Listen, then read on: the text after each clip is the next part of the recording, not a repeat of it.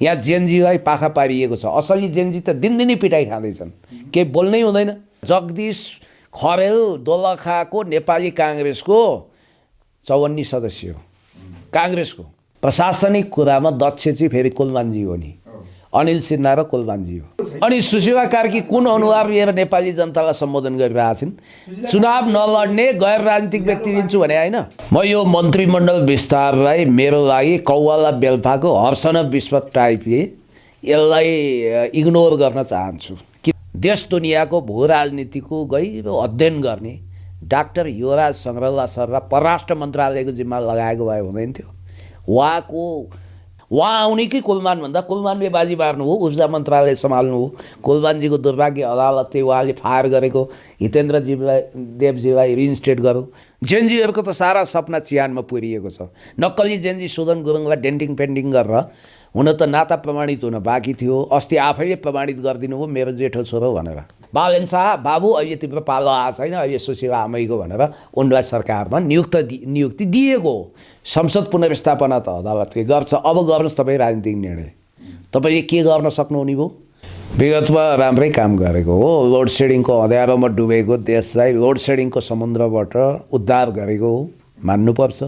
उहाँको सबभन्दा राम्रो खुबी भनेको चाहिँ चुहावट नियन्त्रण गर्न सक्नुभयो उहाँले।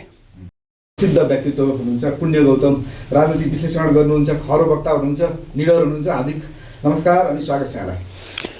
धेरै धेरै धन्यवाद। तपाईँको यो राष्ट्रिय प्रेस क्लबमा पहिलोचोटि मैले पाइलो हाल्दैछु, बडो भव्य रहेछ, राम्रो छ। र सबै साथीहरू कृपया मिडियाकर्मी, राजनीतिककर्मी, विविध फिल्डका साथीहरूले चाहे अन्तर्क्रिया गर्नुहोस्, चाहे विचार मन्थन गर्नुहोस्, यो राष्ट्रिय प्रेस क्लब जो मण्डला थिएटरभन्दा अलिकति छेउैमा रहेछ, यो अनामनगर थापा गाउँ, यहाँ आइदिँदा तपाईँहरूलाई पनि धन्य महसुस हुनेछ। भर्खरै मात्र मन्त्री परिषद विस्तार भएको छ, 4 जना नवनियुक्त मन्त्रीहरूले भर्खरै पदभार ग्रहण गर्दै हुनुहुन्छ। यो अहिले जेनजी आन्दोलनपछि बनेको यो मन्त्री परिषद आज भएको विस्तार, यसका विषयमा तपाईँको धारणा के छ? सुरुमा यो म यो मन्त्रीमण्डल विस्तारलाई मेरो लागि कौवाला बेल्पाको हर्षण विश्व टाइपले यसलाई इग्नोर गर्न चाहन्छु। किनभने यो मन्त्रीमण्डल विस्तार भएर पनि जनताको भाग्य र भविष्यमा खासै बदलाव आउँदैन। यो नहुँदा पनि केही थिएन, बरु ढुकुटी अलिकति बढी रित्तिएला। किनभने जो पात्रहरू हाम्रो सामुन्ने मन्त्री बनेर आएका छन्, विगतमा एकाध व्यक्ति जस्तो कि स्वीकार्नुपर्छ, पूर्व एआइजिपी राजेन्द्र सिंह भण्डारीज्यू बाहेक सुनिएको नाम छैन 3 जनाको। होला आफ्नो फिल्डमा त कतिले योगदान गरेका छन्। उहाँहरू मन्त्री बन्ने योग्यता खास के हो, उहाँहरूलाई किन मन्त्री बनाइयो यो पनि निश्चित छैन। जिन्दगीभरि पुलिसिङमा गएको, प्रहरी सर्भिसमा गएको व्यक्तिलाई श्रम मन्त्री बनाइएको छ। ल हेर्नुहोस् है, अब कमसेकम होम मिनिस्ट्रीवाला जिम्मा लगाएर ओम प्रकाश अरियालजीलाई श्रम मन्त्रालयमा पठाएको भए त हुन्थ्यो होला नि। श्रम कानुन त उहाँलाई थाहा होला, श्रम त कानुनसँग सम्बन्धित। अब अर्को कुरो, श्रद्धा श्रेष्ठजीको के योग्यताले उहाँ त्यो मन्त्रालयमा पुग्नुभयो त्यो पनि मैले बुझेको छैन। महिला बालबालिका महिला भएकै आधारमा पुग्नुभयो कि? अब उहाँको मुद्दाको प्रसङ्ग पनि छ, विचाराधीन मुद्दा, एकछिनपछि म चर्चा पनि झिक्नेछु। अब मान्ठ भनेर यसो कविता सविता कता कता भनेको सुन्थेँ, युट्युबतिर हाहाकार गरेको होइन। एकजना अति चतुर व्यक्तिले कहाँबाट प्रभाव पार्नु भएछ, उहाँ फेरि मन्त्री बनिदिनु भएछ। अनि कुमार इङनामजी हाम्रो सुप्रसिद्ध बौद्धिक व्यक्तित्व डाक्टर युवराज सङ्ग्रौलाको काठमाडौँ स्कुल अफ लमा प्राध्यापन गर्नुहुन्छ। पढाउँदै उहाँ पनि मन्त्री हुनुभएछ। त्यत्रो राजनीतिक चेतना बोकेको, देश दुनियाँको भू राजनीतिको गहिरो अध्ययन गर्ने डाक्टर युवराज सङ्ग्रौला सरलाई परराष्ट्र मन्त्रालयको जिम्मा लगाएको भए हुँदैन थियो। उहाँको कलेजमा अध्यापन गर्ने व्यक्ति कुमार इङनामजीलाई त्यो मन्त्रालय सुम्पिएको छ। मेरो व्यक्तिगत वैरभाव कसैलाई छैन। भनिएको छ कि कोही स्वास्थ्य क्षेत्रको एक्सपर्ट, कोही कानुनको ज्ञाता रे, कोही चाहिँ तपाईँको श्रम ऐनको ज्ञाता भनिएको छ। अब प्रहरी एआइजिपी आइजी हुन नपाएर उहाँलाई कत्रो पीडा थियो, त्यस्तो व्यक्तिलाई ल्याएर न्याय दिने नाममा श्रम मन्त्रालयमा थन्काइयो। अब मेन पावरवालाको अर्को लफडा हुने होला। हेर्नुहोस् है, अब यहाँनिर म तपाईँलाई के भन्छु भने राजेन्द्र सिंह भण्डारीजीको विषयमा मैले प्रश्न गर्छु व्यक्तिगत रूपमा एज अ पुलिस अफिसर उहाँ अत्यन्तै काबिल हुनुहुन्थ्यो यो कुरामा शङ्का छैन। अहिले कार्कीहरूकै जगजगी छ। सुशीला कार्कीको क्याबिनेट आफैमा गैर संवैधानिक छ। यसको संवैधानिक जग छैन। पुग्न पुच्छरको सरकार हो, संविधानले चिन्दैन। अनि बारबारा फाउन्डेसन र डिप स्टेट प्लस समता फाउन्डेसनको जोइन्ट भेन्चरमा देशी विदेशी प्रतिक्रियावादी षड्यन्त्रकारीहरूले बनाएको गैर संवैधानिक सरकारका गैर संवैधानिक मन्त्रीहरूको फेरिस्त मलाई लगाउनु पनि छैन। जेठो छोरो करार गरेका सुदनले यो क्याबिनेट डिक्लेयर गरेका हुन् त्यो कि होइनन् त्यो पनि थाहा छैन। तर एउटा कुरा म पक्का भन्न सक्छु कि यो सरकारमा विचित्र विचित्र मानिसहरू ल्याएर मन्त्री बनाइएको छ र यो सरकारको आयु लगभग सर्वोच्च अदालतले तोक्नी बेला भएको छ र यो सरकारमा मन्त्री भएका महानुभाव मध्ये लोकले चिनेको एज अ पुलिस अफिसर उहाँ राजेन्द्र सिंह भण्डारीजी हो। विज्ञानराज शर्माज्यू अहिले कार्की आयोगको प्रवक्ता हुनुहुन्छ, गौरीबहादुर कार्की आयोगको सदस्य प्रवक्ता। उहाँ र राजेन्द्र सिंह भण्डारीज्यू ब्याची हो। उपेन्द्र कान्त अरियाल आइजी हुने बेलामा उहाँहरू तीव्र दौडमा हुनुहुन्थ्यो र भनिन्छ राजेन्द्र सिंह भण्डारीज्यूले आफूलाई सर्वोत्कृष्ट सोच्नु भएको थियो। नेपाल प्रहरीको इतिहासमा 3 जना मान्छे सम्भवतः आइजी नहुँदा लगभग फ्रस्ट्रेसनको तह पार गर्नुभएको थियो। एकजना सर्वश्री रमेश खरेलजी। इन्ट्रेस्टिङ कुरो के भने यो क्याबिनेटमा गृहमन्त्रीको रूपमा रमेशले डेब्यू गर्छन् कि ऊर्जा मन्त्रीको रूपमा कुलमानले। यी दुवैजना एउटै क्याबिनेटमा हटाउँदैनन्। यी दुईजना परम शत्रु हुन्। कुलमानजीलाई नङ्ग्याउनु भएको छ रमेशजीले, भ्रष्टाचारी के भनेर भिडियो बनाउनु भएको छ। उहाँ आउने कि कुलमानभन्दा कुलमानले बाजी मार्नु हो, ऊर्जा मन्त्रालय सम्हाल्नु हो। कुलमानजीको दुर्भाग्य अदालतले उहाँले फायर गरेको हितेन्द्रजीलाई देवजीलाई रिइन्स्टेट गर्यो। एउटा चरम महत्त्वकाङ्क्षी रमेश खरेल, अर्को चरम महत्त्वकाङ्क्षी एआइजिपी धीरज प्रताप सिंहभन्दा म सिनियर हो भनेर छाती ठोक्नु भएको छ। मलाई फेरि मेरो राम्रै सम्बन्ध छ, अच्छा खासा सम्बन्ध छ। विश्वराज पोखरेलजी नातामा ईश्वर पोखरेलजीको अलिक नजिक हुनुहुन्छ। सबैले अनुमान गरे विपरीत उहाँ सर्वेन्द्र खनालज्यू चाहिँ नेकपा एमाले प्रवेश गर्नु भएन, राजसभामा जानु हो र सपना देख्नु भएको छ म भविष्यमा गृहमन्त्री भएर फर्किन्छु, रोलेक्स घडीवालालाई म तलाएरै छाड्छु भन्ने उहाँको विश्व प्रतिज्ञा छ। अर्को व्यक्ति भनेको यिनै राजेन्द्र सिंह भण्डारी। अब हेर्नुहोस् अखबारमा आएका कुरा झुटा होइनन् भने साउथ ब्लकसँग उहाँको राम्रो सम्बन्ध छ अरे हैन। साउथ ब्लक भने दुनियाँलाई थाहा छ हैन। दक्षिणतिर अब दक्षिणतिर पश्चिमतिर राम्रो सम्बन्ध नभइकन यो क्याबिनेटमा डेब्यू मार्न सकिँदैन। अब तपाईँलाई के ढाँटो, मलाई पनि बालुवाटारले रेडी हुन भनेको थियो कुनै समय, तयार रहनुहोस् एज ए कम्युनिकेसन मिनिस्टर तपाईँको एक्सपर्टिजम हामीलाई काम लाग्छ भनेर मेरो बायोडाटा समेत झिकाइएको थियो। अब अब यस्तो त्यो बेलामा नक्कली जेनजी जेठो छोरोको नजरमा जच्नु पर्ने रहेछ। किन म आकर्षित हुनु? म आकर्षितै छैन, मैले त तथ्य प्रस्तुत गर्दैछु होइन। मलाई के विश्वास थियो भने सुशीला कार्कीज्यू चिफ जस्टिस हुनुहुन्छ, उहाँ वास्तवमा के अरे जेनजीको स्पिरिटबाट आउनुभएको छ। उहाँले प्रमुख कार्यकारीको चुनाव गर्नुहुन्छ, भ्रष्टाचार विरुद्ध निर्मम तरिकाले पेश हुनुहुन्छ। अनि उहाँले चाहिँ तपाईँको देशी विदेशी प्रतिक्रियावादी षड्यन्त्रकारीहरूको चङ्गुलमा पर्नुहुन्न, बारबारा फाउन्डेसनको स्पोन्सरमा आएका मान्छेलाई लिनुहुन्न भने त अब यो प्रीति बतवाला जेठो छोरालाई पनि काखी च्याप्ने अनि बालेनजीले मेरो नामै देखिसक्नु भएन, सहनु भएन। त्यसकारण तपाईँ क्षमताशील योग्य हुँदाहुँदै तपाईँभन्दा कम्फर्ट जोनमा चाहिँ हाम्रो जगदीश खरेलजी आउनुभयो, सरी भनियो। ठिकै छ, केही छैन, दौरा सुरुवाल सिलाएको त छु तर मुसाले काट्दैन होला, अर्कोचोटिलाई काम लाग्छ भनेर थन्काएर राखेको छु। सुन्नुहोस् है, अब यहाँनिर इन्ट्रेस्टिङ कुरा के छ भने मन्त्री बन्नेहरूको पहिलो योग्यता अन्तर्राष्ट्रिय शक्ति केन्द्र खास गरी इन्डो वेस्टसँग अनन्य सम्बन्ध हुनु पर्यो। किन देखिँदैन? डाक्टर युवराज सङ्ग्रला हुँदाहुँदै युवराज सङ्ग्रलाको कलेजमा प्राध्यापन गर्ने व्यक्तिलाई ल्याएर मन्त्री बनाइएको छ। Point to be noted. अनि तपाईँलाई म भन्दैछु अरूको योग्यता के त? एकजना मन्त्रीजीको त यहाँ जन्मकुण्डली नै छ, पोलिटिकल डिएनए टेस्टै गर्न सकिन्छ।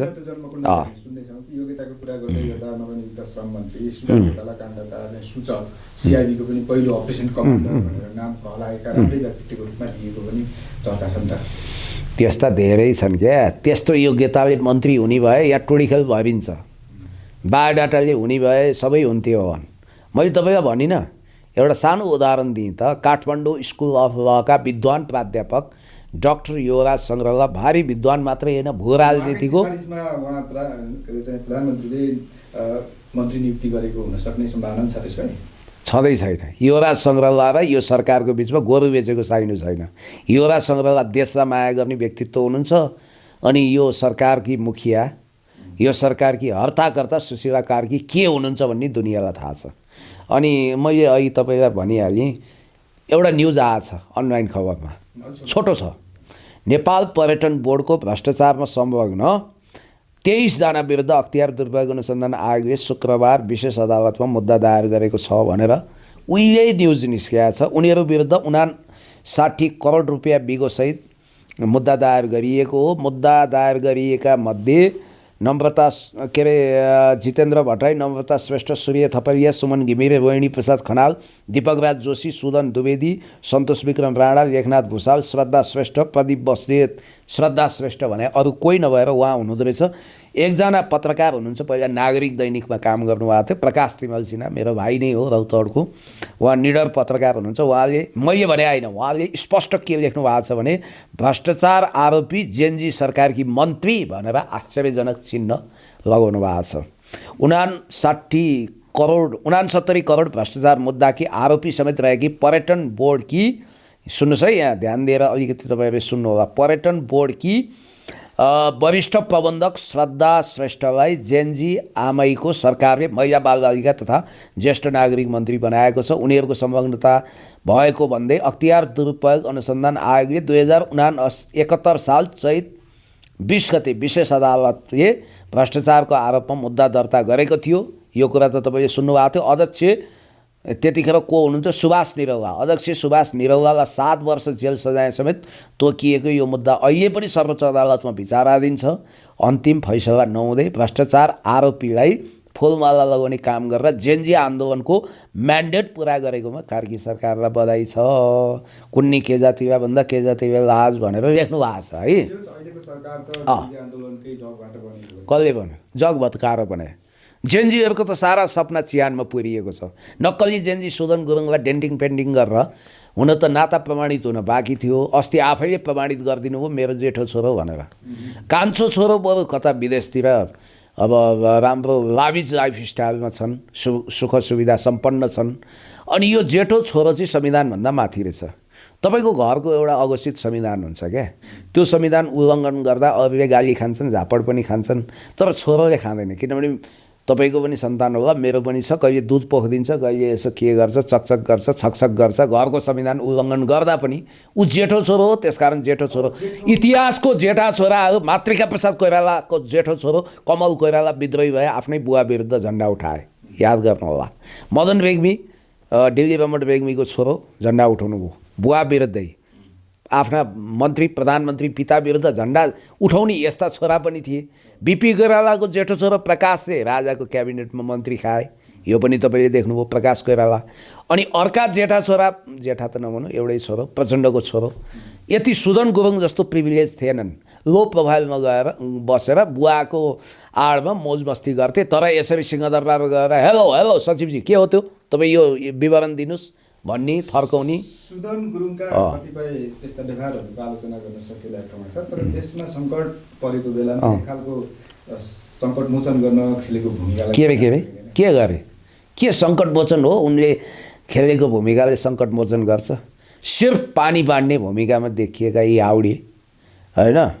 र जेठो छोरो के गर्न सक्नुहुन्छ गर्नुहोस्। अब पछिल्लो पटक म भन्दैछु तपाईँलाई, पहलमा वर्तमान सरकार र जेएनजीहरू बिचमा 10 हुँदै सम्झौता, यसलाई चाहिँ तपाईँ कसरी विश्लेषण गर्नुहुन्छ? अब 1 महिनापछि अदालतले यो सरकारको आयु तोकिदिन्छ, सम्भवतः घर पठाइदिन्छ। त्यसपछि हात्ती आए फुस्सा। अब जसरी हितेन्द्र देवलाई रिइन्स्टेट गरेर एउटा ट्रेलर देखाएको छ कुलमान घिसिङज्यूलाई दङ्ग्याउँदै, अदालतले त ऐन नियम विधि कार्यविधि नियम हेर्ने हो। अब अदालतले अरू कुरा नहेरेमा यो सरकार पुग्न पुच्छरको छ। हलो न धुरीको बलो छ। यसलाई संविधानको धारा 169 चिन्छ, प्रतिनिधि सभाको सदस्य हो। केपी शर्मा ओलीले भन्दै हुनुहुन्छ, त्यसमा तपाईँले सहमति जनाउँदै भन्नुहुन्छ। सुशीला कार्की भन्दा त तपाईँ रमेशजी, तपाईँ सुवजी, तपाईँ हाम्रो ध्रुवजी होइन, अनि हाम्रो मुलगरवाला मित्र, तपाईँहरू धेरै योग्य हुनुहुन्छ प्रधानमन्त्री हुन। कसरी भनिदिउँ, कसरी हुन्छ? उहाँभन्दा तपाईँ सेफ जोनमा हो, म प्रमाणित गरिदिन्छु, म सेफ जोनमा। कसरी भन्नु न, संविधान, हाम्रो संविधानमा स्पेसल धारा 84 एउटा प्रावधान छ। धारा 84ले प्रष्ट के भन्छ भने प्रधान न्यायाधीश भइसकेको व्यक्ति, सम्माननीय प्रधान न्यायाधीश भइसकेको व्यक्ति, भाषा यही नभए पनि भावधारा यही छ, ऊ संवैधानिक निकाय राष्ट्रिय मानवाधिकार आयोगको पदाधिकारी बन्न बाहेक अरू राजकीय पदको निम्ति अयोग्य हुन्छ। तपाईँको हकमा त बरु छैन नि, छ त्यो क्लज, तपाईँले त्यो क्लजले तपाईँलाई छुँदैन नि, छोयो। तर यो सरकार एक हिसाबले त्यहाँ पनि अयोग्य हो, संवैधानिक हिसाबले। नाथे डक्ट्रिन, नेसेसिटी अफ डक्ट्रिन, त्यो सङ्कट संवैधानिक अथवा न्यायिक त्यो एक खालको क्लज जुन छ, त्यसलाई भोलि हतियार बनाउन सकिन्छ भनेर पनि अर्को पक्षले उनीहरूलाई नि अहिले चाहिँ कस्तो हतियार? अदालतले हेर्नु, कापी जाँच्ने इक्जामिनरले अथवा शिक्षकले नाम कसको छ हेर्नु हुँदैन, अक्षरबाट व्यक्ति चिन्नुहुन्न।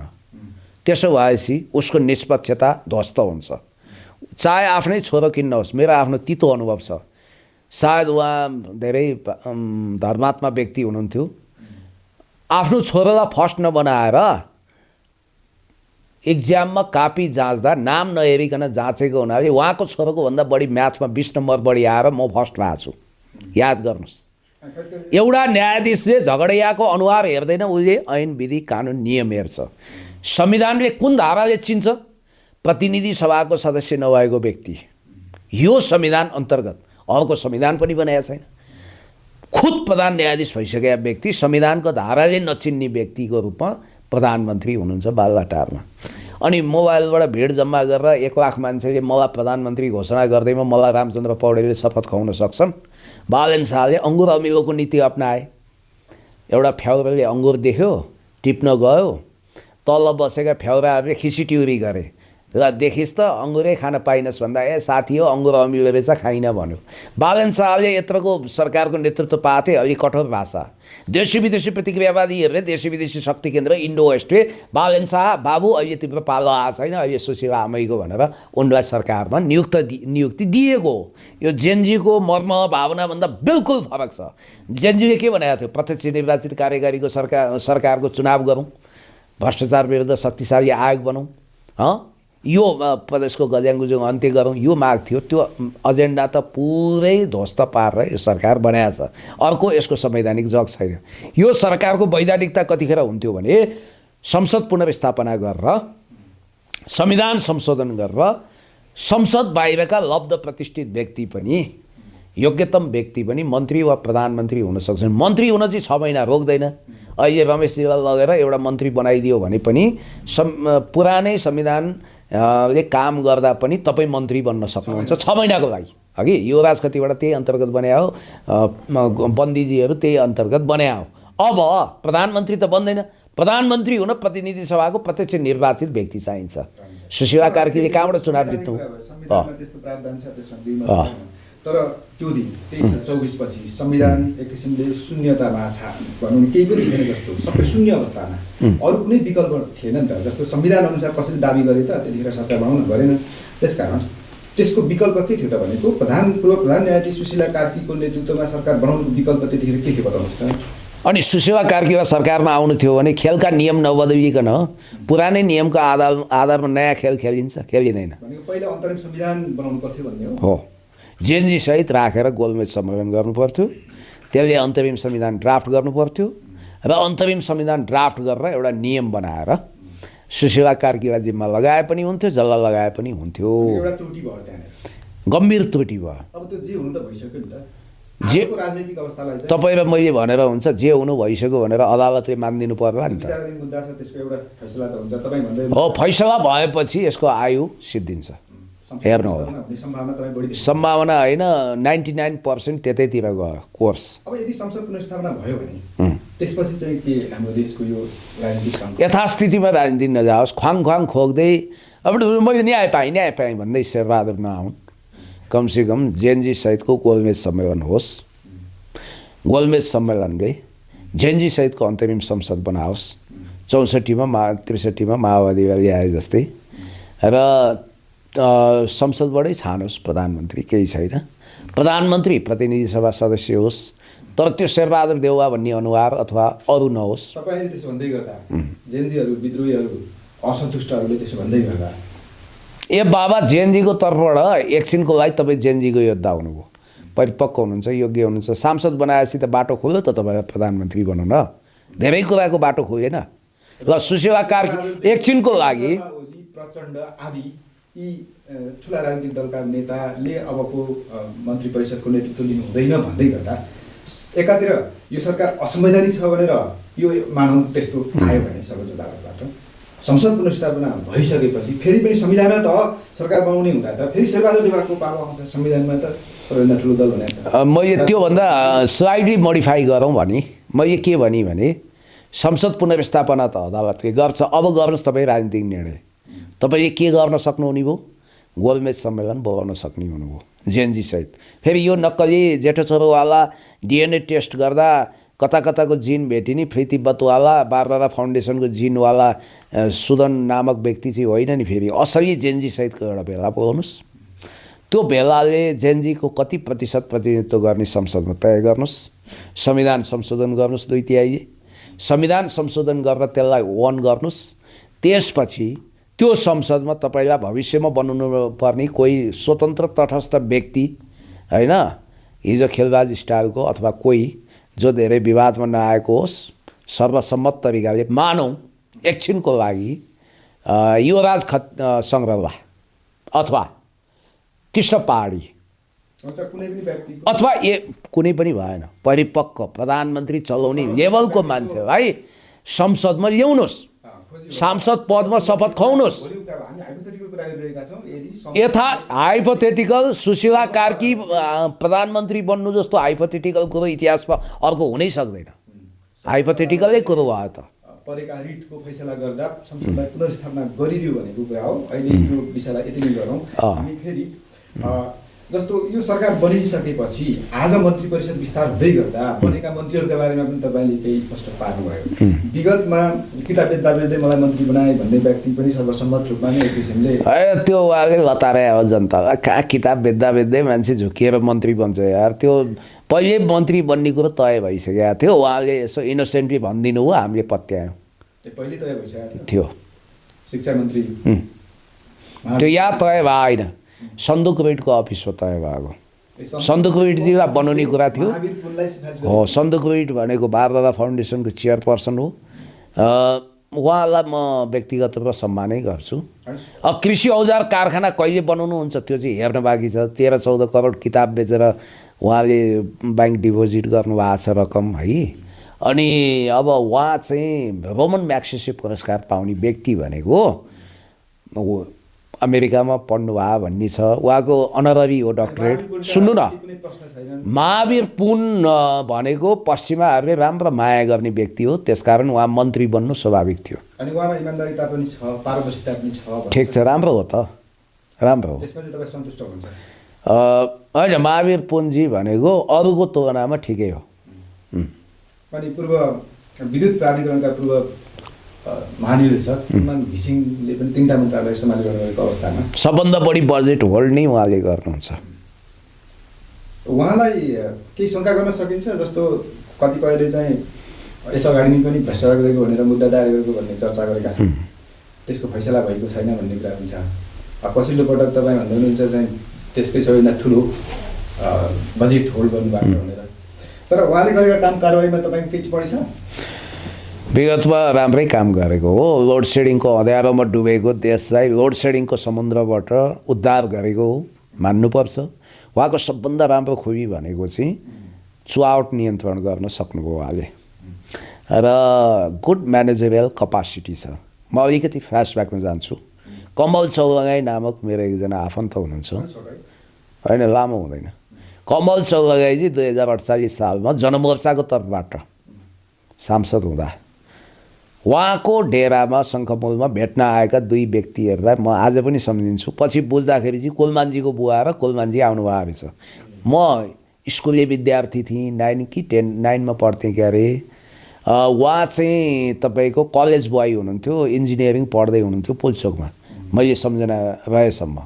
कमल चौरगाईजी हो उहाँ नै हो भन्नुभयो। पछि उहाँहरूको पारिवारिक पृष्ठभूमि भने उहाँको पिता जनमोर्चामा हुनुहुन्थ्यो, कुलमानजी पछि माओवादीको ऊर्जा विभाग सदस्य भएको कुरो सरल सहयात्री पौडेलले भनिसक्नु भएको छ।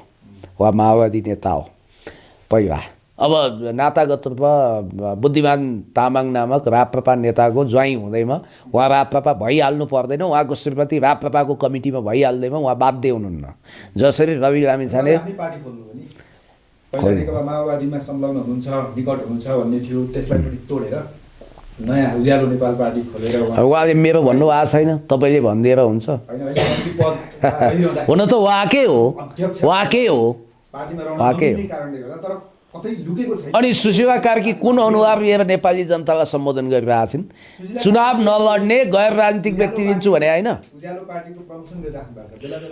हो। सुशीला कार्कीजीको यहाँ डबल स्ट्यान्डर्ड देखिएन। जगदीश खरेल दोलखाको नेपाली काङ्ग्रेसको 54 सदस्य हो, काङ्ग्रेसको राजनीतिकमा संलग्न भएको व्यक्ति हुने बित्तिकै उडाइदिन्छु भने होइन।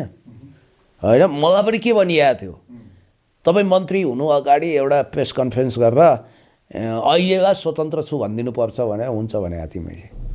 अब जिम्मेवारी निर्वाह गरिन्जेल सभामुख होइन्जेल म पार्टीमा छु भन्दैनन् नि मान्छेले, केही यस्ता अवस्थाहरू आउँछ, पछि राजनीति गरिन्छ। तर इमान्दारी त यहाँ कुलमानजीको के भएन भने उहाँ त मन्त्री हुँदै हाम फालेर उज्यालो नेपाल बनाउन लाग्नु भएको छ। चिची पनि पापाको पनि हो। फिजिकल इन्फ्रास्ट्रक्चर मिनिस्ट्रीमा कति बजेट हुन्छ? खरबको बजेट हुन्छ भौतिक पूर्वाधारमा। विद्युत प्राधिकरण सहित लिड गर्ने ऊर्जा वाटर रिसोर्सेस मिनिस्ट्रीमा कतिको बजेट हुन्छ? खरबको हुन्छ। शहरी विकासमा अरबौँको हुन्छ। भनेको गलत मान्छेको हातमा त्यो मन्त्रालय पुगेको थियो भने जे भ्रष्टाचार हुन सक्थ्यो त्यो त रोकियो भन्ने कुरा चाहिँ के हो भने यी सबैभन्दा प्रशासनिक कुरामा दक्ष चाहिँ फेरि कुलमानजी हो नि, अनिल सिन्हा र कुलमानजी हो। अरू भने तपाईँको काम चलाऊ भनेको वर्तमान प्रधानमन्त्री सुशीला कार्कीको नजरमा कुलमान घिसिङ एउटा विश्वसनीय होइन। एमसिसी कार्यान्वयन गर्न मिलेनियम च्यालेन्ज कर्पोरेसनको प्रोजेक्ट त्यो सैन्य अनुदान हो त्यो तपाईँको इन्डो पेसिफिक स्ट्राटेजी अन्तर्गत आएको $50 करोड US डलरको प्याकेज ल्याउन गगन थापा र स्वर्णिम वाग्लेहरू कम्बर कसेर लागे। त्यसलाई नेपालबाट कार्यान्वयन गराउने बोर्डमा कुलमान घिसिङजी एमसिए बोर्ड मिलेनियम च्यालेन्ज एकाउन्टको उहाँ स्टेक होल्डर हो। ट्रान्समिसन लाइन बनाउने, ट्रान्सफर्मर बनाउने भन्ने हुँदा त उहाँसँग सम्बन्धित भयो त्यो प्रोजेक्ट होला। तर त्यसमा उहाँले म यसमा पन्सिन्छु भन्न नि पाउनुहुन्थ्यो। 400 केबी प्रसारण लाइन विस्तार गर्नको लागि हामीले जसरी सार्वभौम सत्तालाई दाउमा राखेका छौँ, अखण्डतालाई, त्यसको गहिरो मूल्य चुकाउनुपर्छ। र मिलेनियम च्यालेन्ज कर्पोरेसन चाहिँ इन्डो पेसिफिक स्ट्राटेजीसँग जोडिया छैन भन्नेहरू दिवालिया भएका मान्छे हुन्। लियोन पनेटाले 2018मा जारी गरेको अमेरिकी तत्कालीन विदेश मन्त्री के अरे प्रतिरक्षा मन्त्री डिफेन्स मिनिस्टर लियोन पनेटा यही ट्रम्पको अघिल्लो कार्यकालको डिफेन्स मिनिस्टरले क्याटेगोरिकली स्पष्ट रूपमा इन्डो पेसिफिक स्ट्राटेजी अन्तर्गतै मिलेनियम च्यालेन्ज कर्पोरेसनको अनुदान जान्छ भनेर स्पष्ट गर्नुभएको छ। अब अर्को फरक प्रसङ्गमा जस्तो यो सरकार बन्यो, मन्त्रीमण्डल विस्तार हुँदैछ, हुने क्रम जारी छ। 23 र 24को जुन विद्रोह हो त्यसको छानबिन गर्नको लागि बनेको आयोग गौरी बहादुर कार्की नेतृत्वमा उक्त आयोगले अहिलेसम्म पनि तत्कालीन प्रधानमन्त्री, पूर्व प्रधानमन्त्री, पूर्व गृहमन्त्रीलाई बयान लिन सकेको छैन। पूर्व गृहमन्त्रीको त खासै केही कुराहरू सुनिएको छैन। पूर्व प्रधानमन्त्री त स्पष्ट रूपमा भन्नुभएको छ सरकारै म चिन्दिनँ, त्यसले बनाएको आयोग चिन्ने कुरै भएन र म जाँदिनँ भन्ने खालको, अथवा जानु परेछ भने पनि त्यो चाहिँ भोलिको कुरा हो भन्ने खालको त्यस्तो कोणबाट उहाँले भन्दै गर्दा यो आयोगले अब दिने रिपोर्ट चाहिँ यदि पूर्व प्रधानमन्त्रीको बयान बिना नै सम्पन्न हुन सक्छ? यो प्रश्न सही छ, गम्भीर छ, तर यसको उत्तर दिने उपयुक्त व्यक्ति म होइन। म आयोगको प्रवक्ता विज्ञानराज शर्मा पनि होइन। भनेको आयोगले त आफ्नो अधिकार प्रयोग गर्ने हो भने पूर्व प्रधानमन्त्रीलाई गिरफ्तार गर्नसम्म सक्ने खालको कुराहरू चर्चाहरू छ। खै एकजना मैले डिआइजी कि एआइजीको इन्टरभ्यू हेरेको थिएँ, सम्भवतः डिआइजी हेमन्त मल्लजीले त अर्कै कुरा गर्नुभएको थियो। होइन, उहाँले बयानमा समावेश भएर त्यो राइट अफ साइलेन्स के भन्ने हुन्छ त्यो ब्ल्याक भन्ने कुरा त छ। एउटा कुरा के छ भने तपाईँको सुन्नु न, अब केपी शर्मा ओलीज्यूलाई यो आयोगले केही गर्दैछ भन्ने कुरा सिर्फ मिडिया ट्रायल हो कि साँच्चै हो? पहिलो कुरो यो स्पष्ट हुनु पऱ्यो। मैले एउटा अत्यन्तै तीक्ष्ण बुद्धिको अनलाइनवाला साथीलाई, अनलाइन न्युज पोर्टलको साथीलाई सोधेको थिएँ, यो सिर्फ मिडिया ट्रायल पनि हुनसक्छ है भनेको थिएँ। तर मलाई जहाँसम्म लाग्छ कि यिनीहरूले केही मनस्थिति बनाएका छन् आयोगवालाहरूले। अब नेकपा एमालेमा चाहिँ आज हामी अन्तर्गत 26 गतिको साँझमा लिइरहेका छौँ। भोलि 27 गतिबाट महाधिवेशन गर्दैछ बर्खाका साथ भनेर। यही बिचमा उहाँ चाहिँ गिरफ्तारीमा पर्न सक्ने भन्ने चर्चाहरू चल्यो। त्यो क्षमता राख्छ यो सरकारले? यही बिचमा त मलाई लाग्दैन त्यस्तो नहोला। किनभने पहिलो कुरो त के छ भने विज्ञानराज शर्मालाई कोट गरेर कान्तिपुरले न्युज निकालेको थियो, यो हप्ताभित्र हामी पत्रचार गर्छौँ र नआएमा समारोह ल्याउँछौँ भनेको छ। पूर्व गृहमन्त्री प्रधानमन्त्रीलाई छोड्दैनौँ भन्नुभयो उहाँले। फेरि व्यक्तिगत रूपमा विज्ञानराज शर्माजी मेरो पूर्व परिचित असल व्यक्ति हुनुहुन्छ, मेरो यसमा केही गुनासो छैन। तर्फबाट राष्ट्रपति भन्नुभयो कि पूर्व राष्ट्रपति विद्यादेवी भण्डारीलाई नेकपा एमालेको सिङ्गो केन्द्रीय कमिटीले नै सदस्यता नवीकरण गरिसकेको भए पनि त्यसलाई होल्ड गर्यो, रोक्यो।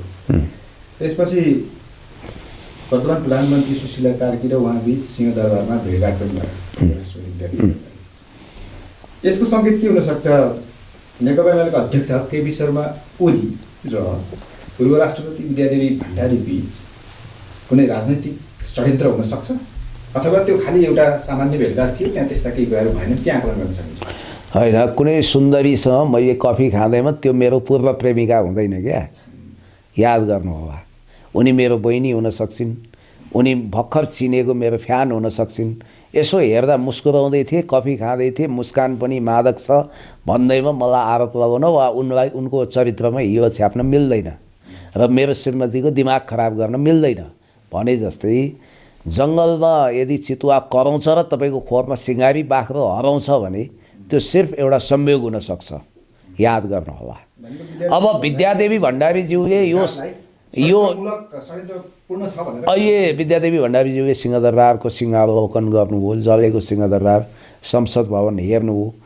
नेपालको हिस्ट्रीको first time in Nepalese history पहिलो प्रेसिडेन्ट महिला राष्ट्रपति विद्यादेवी भण्डारीज्यू र इतिहासमा 2वटा कीर्तिमान कायम गरेकी अति भाग्यमानी, भाग्यको देवी दाइनी भएकी सुशीला कार्की, जो प्रधान न्यायाधीश पनि रहनुभयो, प्रधानमन्त्री पनि रहनुभयो, 2टा रेकर्ड होल्ड गरेकी सुशीला कार्की, परम सौभाग्यशाली सुशीला कार्की बिचमा भेटघाट भयो।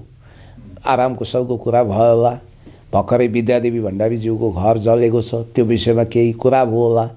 मलाई लाग्दैन कि यो कसको गिरफ्तारी के गर्ने, आयोगका कुरा के, यो क्षेत्राधिकारभित्र प्रवेश गरे जस्तो लाग्दैन। बीच भएको 10 बुँदे सम्झौताले खारेज गरिसक्यो, तर भदौ 24 को उपद्रवमा संलग्न आरोपमा पक्राउ परेकालाई पनि रिहाई गर्ने र बाँकीलाई पनि प्रतिशोध नसार्ने, नपक्रिने भन्ने खालको त्यस्तो चाहिँ सम्झौता भएको हुन्छ।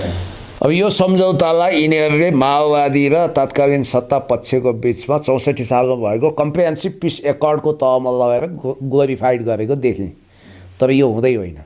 माओवादी विद्रोहीसँग राज्यले गरेको अन्तरिम संविधान अन्तर्गत थियो त्यो सम्झौता र त्यसलाई रेटिफिकेसन गरेको थियो अन्तरिम संसदले। यो ओन गर्ने कुनै निकाय छैन। यो सुशीला कार्कीको मनोगत लडाइँमा जेठो छोरोको इसारामा गरिएको यो चुत्तो ड्राफ्ट हो। यहाँ जेनजीलाई पाखा पारिएको छ। असली जेनजी त दिनदिनै पिटाइ खाँदैछन्, केही बोल्नै हुँदैन।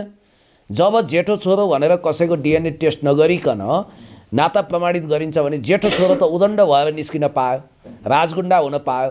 ऊ सिधै जान्छ कुनै पुलिससँग जान्छ। अस्ति त सरुवानी गरे गएर सिमरामा गएर ए ल मेरो आदेश मान्ने ओहो जेठो छोराज्यू नमस्कार है हजुर चिया कफी के टक्र्यौँ आमासँग मेरो केही गुनासो नगरिदिनु होला हजुर हजुर हजुर हजुर त सर्वशक्तिमान ल हेर्नु त प्रचण्डको छोरो प्रकाश दाहाल यति हाबी थिएनन्। जेठो छोरो जान्छ ए सचिवज्यू के हो त्यो फाइल दिनु त हुन्छ हजुर जेठो छोरोज्यू नमस्कार है। अब कान्छो छोरो देख्न पाएको छैन जेठो छोरो हजुर आउनु ए बाबु जा त चिया कफी ए भन्नै पर्यो। हेर्नुहोस् म ठट्टाको भाषामा भने होइन यो सुदन गुरुङ जस्ता संविधानले चिन्दैन कुनै हैसियत छैन यही गुनासो आइरहँदा यो त गोप्य रहेछ। जेठो छोरो भनेपछि त मन्त्रीभन्दा ठुलो हो मन्त्री कहाँ जान्छौ ए के हो आमाले त यहाँ 28 वर्ष उमेर समूहका हुनाले 28 क्रस गरिसकेका हुनाले उनी जेठा भनेको नि त। अब यो जेठो छोरोको डिएनए टेस्ट गरेर नाता प्रमाणित गराइदिने के बारबारा फाउन्डेसन हो भनेको अहिले जेठो छोरो भनिएका सुदन गुरुङको हाम्रो अहिलेको देशको राजनीतिमा जुन भूमिका छ त्यसलाई कसरी विश्लेषण जेठो छोरोको यो सरकार ढल्ना साथ अन्तिम ठेगाना सेन्ट्रल जेल हुनसक्छ। उनीहरू पानी मात्रै बाँडेका थिए उनले आफै भनेका पानी मात्रै बाँडे होलान् के पो गरेका छन्। दुर्गा प्रसाई जस्ता महाचतुर मान्छे भाइ सुन्नुहोस् है आवश्यक पर्यो भने यस्ता भोइस अडियो भिडियो रेकर्डहरू 1 दर्जन कुनै गोप्य इन्टेलिजेन्सले उनको उसमा अर्काइभमा पठाइदिन सक्छ। भनेको पानी मात्रै बाँडेका थिएनन् उनले यो विद्रोहको डिजाइन गर्नेमा एकजना उनी ए बाबा पानी बाँड्न त म त्यो दिन यसो हेर्नको लागि त्यहाँ पुगेको थिएँ कसो गोली खाइन होइन पानीमा के मिसाइएको छ भन्ने कुरा केही पनि थिएन। तपाईँले केही थिएन भन्दै हुन्छ त्यहाँ मिनरल वाटरको बोतल थियो त्यहाँ कसले के हाल्छ भने त्यस्ता वाहियात कुरा गरेर प्रधानमन्त्री केपी शर्मा ओली स्वयंले के मिसाएर के खुवाएर ल्याएकाहरूले त मलाई थाहा भएन। मैले खाएको पानीले मलाई कुनै उन्माद दिएन त्यति बुझ्या हो मैले। सुन्नुहोस् त्यहाँ मेरो आत्मरक्षाका लागि मलाई सुरक्षा दिन खटिएका सुरक्षाकर्मीहरूले आत्मरक्षा गर्ने क्रममा त्यहाँ ठुलो क्षति हुन सक्थ्यो त्यसकारण पनि म भागेको भन्दा पनि एउटा मुकामबाट अर्को मुकाम सरेको भन्ने कुरालाई तपाईँ कसरी लिनुहुन्छ? होला त्यो त अब आत्मरक्षाको लागि मैले आफ्नो गुण सारेँ ठाउँ सारेँ भनेर भन्नु हो होइन त्यो गर्नु पनि पर्थ्यो होला। अब दन्दनी बलिरहेको घरमा म जबरजस्ती बस्छु म बहादुर हुँ भन्नु त भएन एउटा कुरो। दोस्रो कुरो सुदन गुरुङलाई त्यो दिन मैले कसरी चिनी तपाईँलाई भन्छु। अब त्यो बाइकवालाहरू टटटटटटट गरेर त्यो पड्काउँदै हिँडेको थिएँ यो बुलेट बाइक अनि म ठ्याक्कै त्यो विभिन्न थियो सुदनहरूकै केटाहरू हुन् तिनीहरू होइन। अनि त्यहाँ असली जेनजी चाहिँ भटभटाउँदै थिएँ माइकमा एउटा फुल पनि नचुडौँ कसैलाई पनि केही नगरौँ भनेर। अनि पानी बाँड्दै हिँड्ने त सुदनहरू थिए होइन। काठमाडौँ महानगरपालिकाका प्रहरीहरू बाँड्दै थिए योजनाबद्ध हो बालेन शाहजीको 23-24 को घटना चाहिँ पूर्ण रूपमा योजनाबद्ध छ भन्ने तपाईँको निष्कर्ष हो। 23 गतेको घटनामा म पनि बाल बचेका मान्छे हुँ लगत्तै मैले पिएनपीलाई आएर हस्याङ फस्याङ गरेर इन्टरभ्यू दिएको छु। मेरै आँखा अगाडि बानेश्वरमा गोली चल्यो। एउटा साथीले सुन्नुहोस् है म यो भन्न पाउनुपर्छ एउटा साथीले बाइकमा राखेर नहुर्काएको भए मलाई त सबले चिन्थे गोलीले त पुण्य गौतम भनेर चिन्दैन थियो होला नजाने भविष्यमा केही बन्नु होला। मलाई कालले साँचीको म त्यहाँबाट सुइँकुच्चा ठोकेको मेरै आँखा अगाडि 2 जना ढल्या मैले देखिन्थेँ रक्त पछ्यौल भएको थियो नभागेर के गोली थाप्नु त्यहाँ मैले एउटा घरबाट अर्को घर सरे भन्नुभयो। शेरबहादुर देउवा माथि आक्रमण हो। शेरबहादुर देउवाले सुरक्षा खटेका सुरक्षाकर्मीले त्यहाँ त्यस्तो कुनै खालको गोली प्रहार गर्ने खालको कुरा भएन। अब त्यहाँ चाहिँ हवाई फायर चाहिँ केही भएको तर कसैमाथि प्रहार गरिएन कसैलाई त्यहाँ ढालिएन। अब यदि केपी शर्मा ओली त्यहाँबाट नभाग्नु भएको भए केपी शर्मा ओलीमाथि ठुलै खतरा हुन सक्थ्यो भनेर त उहाँले भनिरहनु भएको छ। त्यहाँ भिडले कसैलाई चिन्थ्यो जसले जसलाई पनि हाने भएको थिएन। सुरक्षाकर्मीको पेस्तोल डाउन भइसकेको थियो। भनेको केपी शर्मा ओलीका रक्षार्थ खटिएका सुरक्षाकर्मीहरूले त्यहाँ कुनै खालको एक्सन लिने अवस्था हान्छौँ भन्थे होला नि हवाई फायर गर्थे होला नि हजुर अब ज्यान जोगाउनु मुस्किल भयो भनेर सुइँकुच्चा ठोक्थे होला के गर्नु। प्रधानमन्त्री हो प्रधानमन्त्रीलाई जोगाउनु त त्यहाँ सुरक्षाकर्मीको दायित्व हो। के को प्रधानमन्त्री के को प्रधान न्यायाधीश नरहने अवस्था आउँदाखेरि पनि प्रधानमन्त्रीलाई जोगाउनु पनि दायित्व त हुन्छ नि त। त्यही अवस्था आयो अब यिनीहरूले जोगाउँदैनन् भनेर महाचतुर केपी शर्मा ओलीज्यूले जे भन्नुभयो जे दाबी गर्नुभयो त्यो सकारात्मक रूपमा विश्लेषण गर्न सकिन्छ। सकारात्मक भन्दा पनि त्यो सूचना सही होला किनभने हामीले पनि देखेका कुरा के शेरबहादुर कमजोर थिए?